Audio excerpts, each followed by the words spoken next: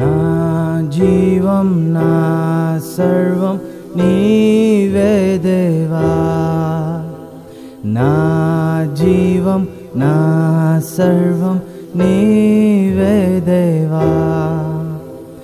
నా కొరకే బలి అయిన గొర్రె పిల్ల, నా కొరకే రానున్న ఓ మెస్సయ్యా, నా కొరకే బలి అయిన గొర్రె పిల్ల, నా కొరకే రానున్న ఓ మెస్సయ్యా. నా జీవం నా సర్వం నీవే దేవా, నా జీవం నా సర్వం నీవే దేవా. తప్పిపోయిన నన్ను వెదకి రక్షించి మంచి కాపరివై నాకై ప్రాణమిచ్చితివి. తప్పిపోయిన నన్ను వెదకి రక్షించి మంచి కాపరివై నాకై ప్రాణమిచ్చితివి.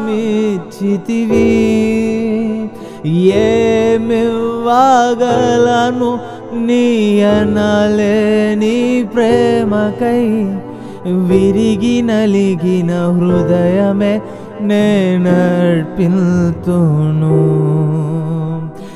ఏమివ్వగలను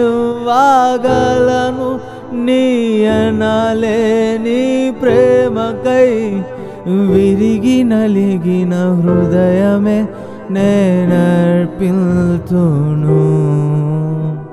నా జీవం నా సర్వం నీవే దేవా, నా జీవం నా సర్వం నీవే దేవా.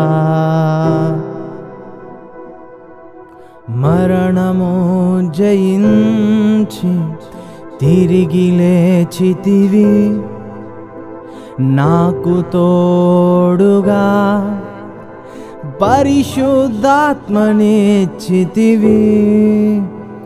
మరణము జయించి తిరిగి లేచితివి, నాకు తోడుగా పరిశుద్ధాత్మనిచ్చితివి.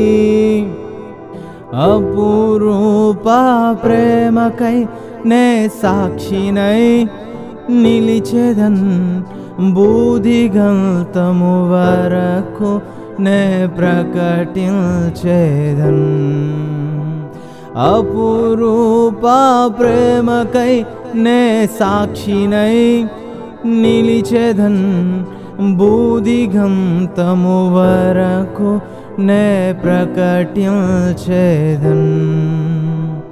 నా జీవం నా సర్వం నీవే దేవా, నా జీవం నా సర్వం నీవే దేవా.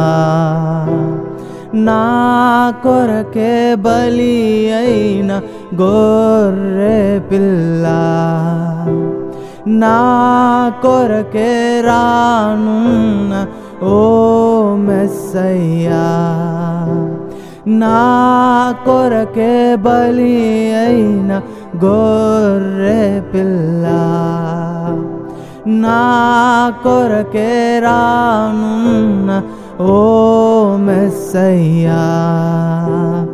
నా జీవం నా సర్వం నీవే దేవా, నా జీవం నా సర్వం నీవే దేవా.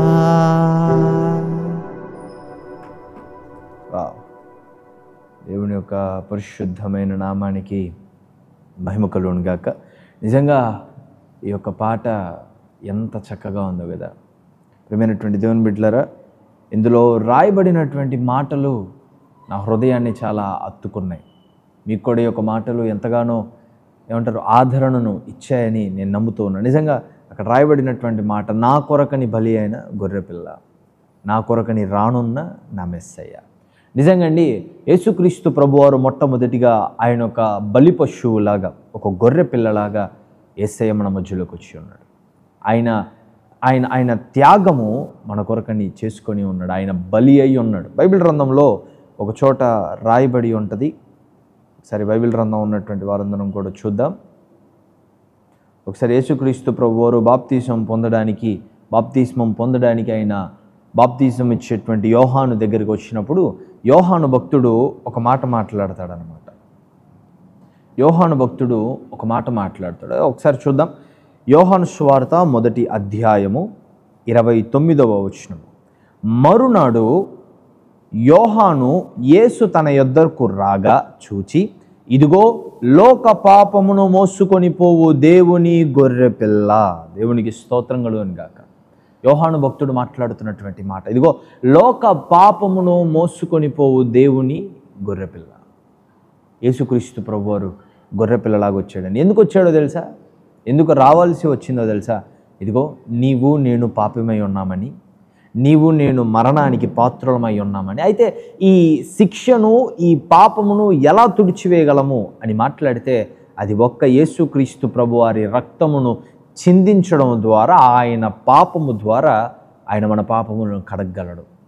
అయితే మరణానికి పాత్రులమైనటువంటి మనలను, ఎందుకంటే నరకమును రెండవ మరణముగా లేఖనాలు మనతో మాట్లాడుతూ ఉంటాయి. అయితే ఆ నరకం అనేటువంటి మరణానికి పాత్రులమైనటువంటి మన కొరకని మనము మరణించకూడదు, మనము జీవానికి మనం పాత్రులం అవ్వాలని యేసయ్య చనిపోయాడండి.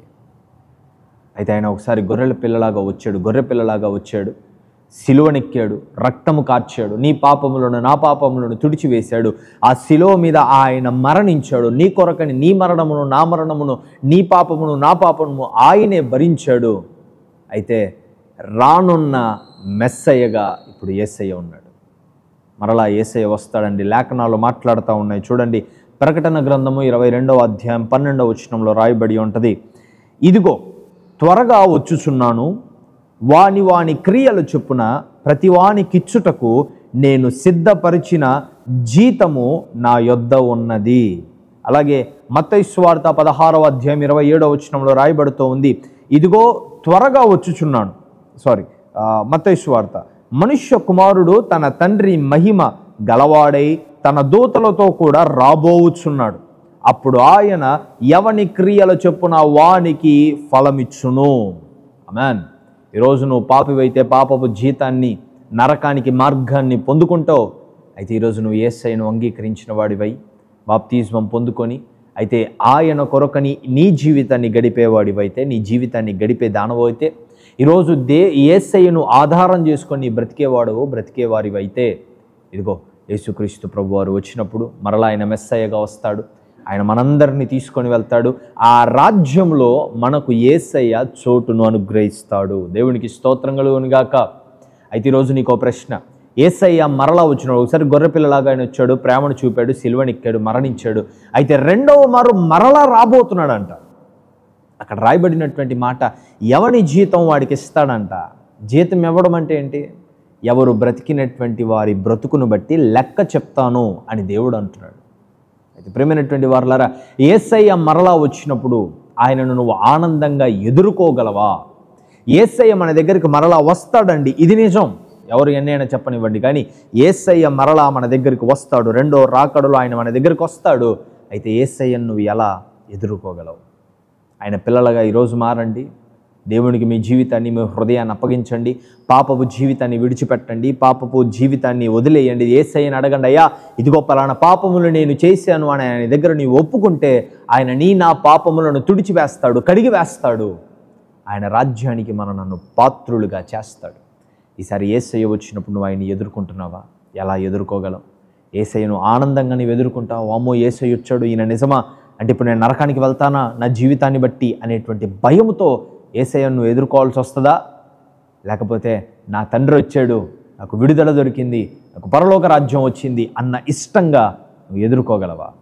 గుర్తుపెట్టుకోండి, ఈరోజు దేవుని దగ్గరకు వచ్చి నీ పాపములు నీ జీవితాన్ని మార్చుకుంటే, నీ పాపములు దేవుని దగ్గర ఒప్పుకుంటే, ఇదిగో పరలోక రాజ్యానికి వారసురాలవు అవుతావు. కాబట్టి ప్రేమైనటువంటి వారలారా, యేసుక్రీస్తు నామమున మీకు తెలియజేయబడుతున్నటువంటి మాటలు ఏంటంటే, ఇదిగో యేసయ్య గొర్రెపిల్లలాగా వచ్చాడు, నీ కొరకు నా కొరకు చనిపోయాడు. అయితే ఈసారి మెస్సయ్యగా ఆయన రాజ్యాన్ని దేవదూతలను వెంటబెట్టుకొని రాజయోగంగా యేసయ్య వస్తాడు. ఎందుకు వస్తున్నాడు తెలుసా? ఆయన పిల్లలను తీసుకొని ఆయన రాజ్యానికి వెళ్ళడానికి.